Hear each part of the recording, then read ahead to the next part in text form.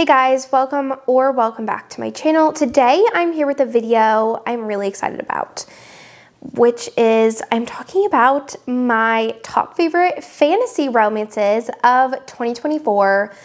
It has taken me a while to get to some of these top favorite videos of the year, so I am super excited to talk about these. There were so many amazing fantasy releases this year, and I just loved so many of them that I'm just dying to talk about them with you. So the first one is the Twilight of Ember series by Tessa Hale. This series is a Why Choose Dragon Shifter romance series, and it is absolutely fantastic. I just fell in love with this series, and the audiobooks really helped a lot with that because all of the heroes are narrated by amazing narrators, including Jacob Morgan, Connor Crace, Teddy Hamilton, Jason Clark, and someone else I can't remember. But they're all just amazing, and there's 3 books in the series. They're very fast-paced. So the heroine, she has no idea that she is a dragon shifter. So she goes to her first day of college, and she meets this guy, and it's just oh, you're cute. And he ends up being a dragon shifter, and he is I can smell you, I know you're one of us. And she's like, what do you mean? And he's like, you're a dragon shifter. And she's like, what?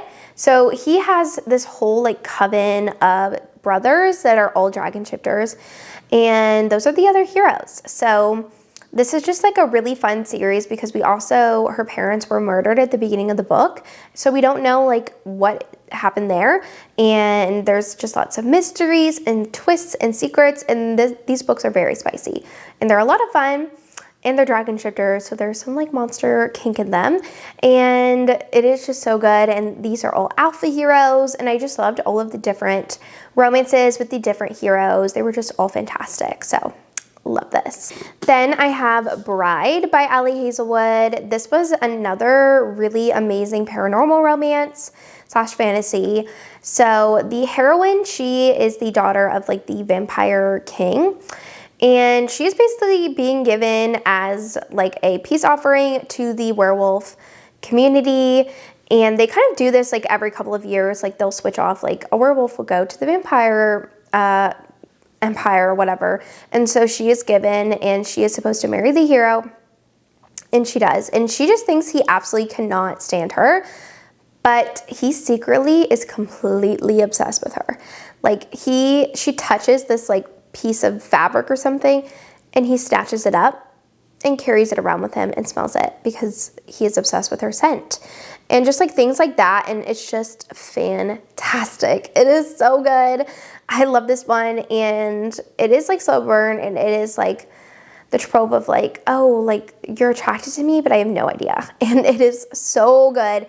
There's also mystery because her best friend went missing in the werewolf world, and she's trying to figure that information out as well. So it is so good, and they also kind of have to fake date in front of everyone that they're really obsessed with each other, but they are obsessed with each other, but they have to fake it to the werewolf community, and it is so good. I love this one.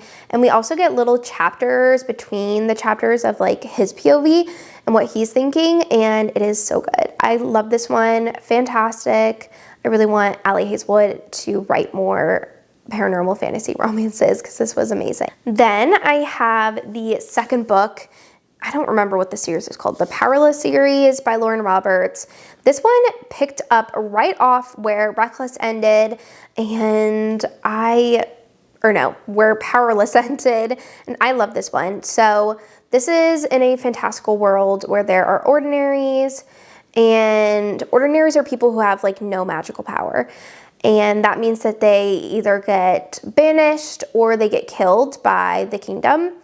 And so the heroine, she is an ordinary, and she has no power, but she's been able to get by in this world by pretending to read people's thoughts and things about them. But she really just picked this up from her dad teaching her these things, and she ends up stumbling into the hero and helping him. Actually, he is the son of the king, and he's actually the enforcer of the kingdom, and she saves him, and she ends up being put into these trials against the hero and a bunch of other extraordinaries who all have magical powers, and she doesn't have any powers, and she teams up with the hero and they have this insane chemistry.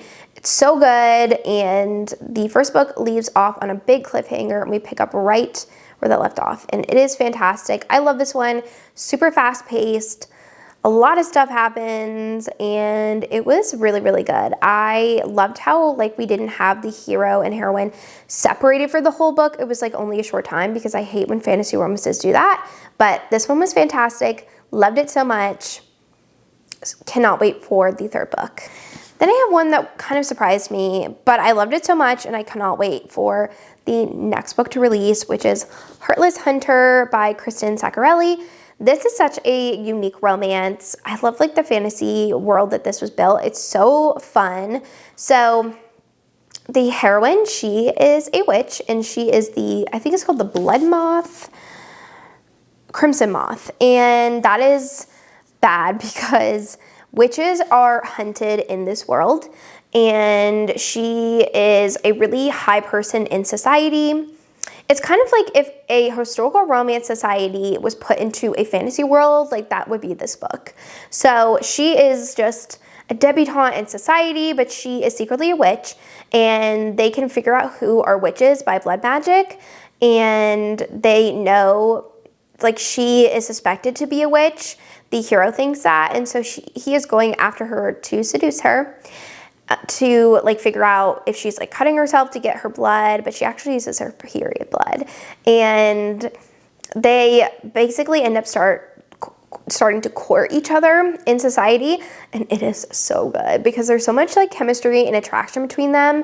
But she's trying to keep her identity secret, and he's trying to figure out who she is, and it is fantastic. There's lots of twists and turns with like crazy witches and just a lot of things happening, and I really love this one. I listened to it on audio and it was so good, and I cannot wait for Rebel Witch to come out. Then I have Fantasma by Kaylee Smith. I love this one. It has such a unique storyline. I really enjoyed it. So the heroine, she is living in New Orleans, and her sister, she's like a necromancer, and her sister goes missing, and she figures out that her sister is entered into these games called Fantasma, and it is at this like estate. And so she goes into the estate and she ends up being admitted into the game, and the game is basically these trials of like each level you have to beat it to move on to the next level.